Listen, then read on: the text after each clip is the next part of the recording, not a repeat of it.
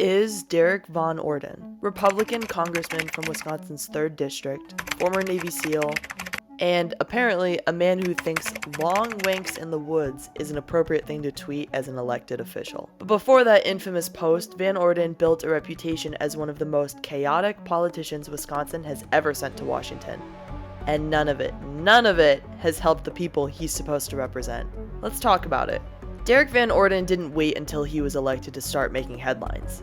He got an early start. First, he tried to bring a gun through an airport. According to reporting from Wisconsin Public Radio, Van Orden was fined after TSA found a loaded handgun in his carry-on bag at an Iowa airport. That's not exactly, oops, sorry, I left my toothpaste in the bag.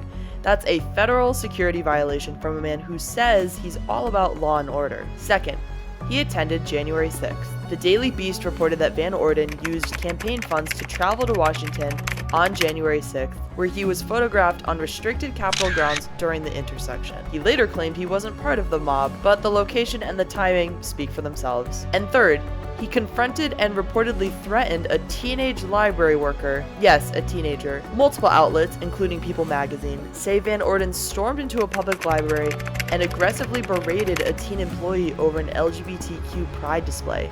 Because nothing says leadership like yelling at kids doing their underpaid job. So before Van Orden ever set foot in Congress, he had already built a record of irresponsibility, extremism, and hostility towards the public.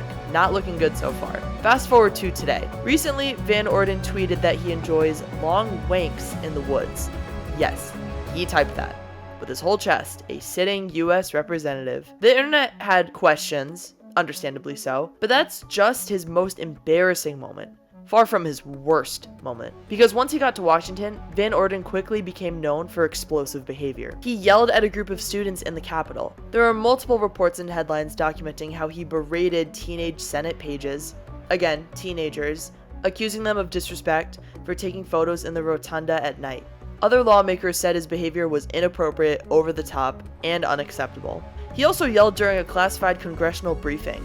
According to Rolling Stone, Van Orden erupted in obscenities during a closed-door briefing on the Israel-Hamas conflict, shouting at administration officials and other members of Congress. These are supposed to be moments of calm, serious national security decision-making, not an episode of Real Housewives, Capitol Hill. When your job is to represent your district and work with others to solve problems, being known as the guy who screams at everyone isn't exactly a flex. But here's the real issue. All the chaos, yelling, and social media weirdness would be bad enough. But Derrick Van Orden isn't just embarrassing Wisconsin. He's actively working against Wisconsin interests. Farmers asked for a meeting. He yelled at them. Reporting to the Wisconsin Independent shows Van Orden's temper derailed a meeting with Wisconsin farmers who were trying to discuss agricultural policy. Instead of listening, he lashed out, shutting down the conversation entirely. Now he refuses to face consequences in person. According to Wisconsin Public Radio, Van Orden has stopped doing in-person town halls with his own district, moving them online instead. After enough confrontations, he seems to have decided that avoiding the people he serves is easier than answering their questions. He voted against disaster funding. When extreme weather hit and communities needed help, Van Orden sided with Republicans who voted against federal disaster relief, funding that directly impacts Wisconsin families recovering from crises. And he continues pushing policies that would kick people off their insurance. Instead of helping families afford healthcare, Van Orden supports efforts that raise costs and strip coverage from vulnerable Wisconsinites. So whether it's farmers, families, students, or workers, Van Orden's record shows a pattern. Anger, outbursts, extreme positions, and decisions that leave Wisconsin worse off. Derrick Van Orden wants to brand himself as a tough guy, but the truth is simple. He is not fighting for Wisconsin. He is fighting against Wisconsin. And Wisconsin deserves better. If you found this breakdown helpful, please hit the like button, subscribe for more deep dives into policy, and leave a comment. If you're in Wisconsin, what are you seeing locally?